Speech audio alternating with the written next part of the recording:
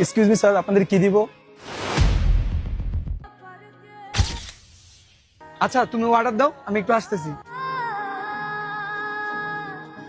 তোমার লজ্জা করে না? তুমি এমন একটা জায়গায় কাজ করো।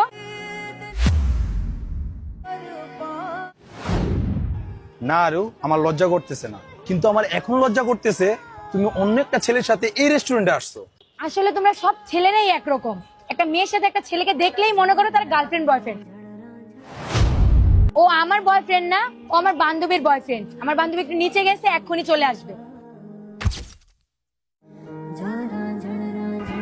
খাবার অর্ডার দিছো? এক্সকিউজ মি ভাইয়া, উনি আপনার কি হয়? এটা জানেন আপনি কি করবেন? না, আপনাদের জুটিটা অনেক সুন্দর। Thank you. এ নাও, এটা তোমার টিপস। থ্যাংক ইউ ভাইয়া গিফটটা দেওয়ার জন্য। ভাইয়া, আমি আপনাকে একটা গিফট দিতে চাই। কি gift? আপনার পাশে যাকে দেখতেছেন না, তার সাথে আমার 5 বছর রিলেশন। আমার জীবনের সব থেকে দামি জিনিস সেটা আজকে আপনাকে গিফট করলাম। ওরে কখনো কষ্ট দিয়েন না ভাইয়া, সুখে রাখবেন।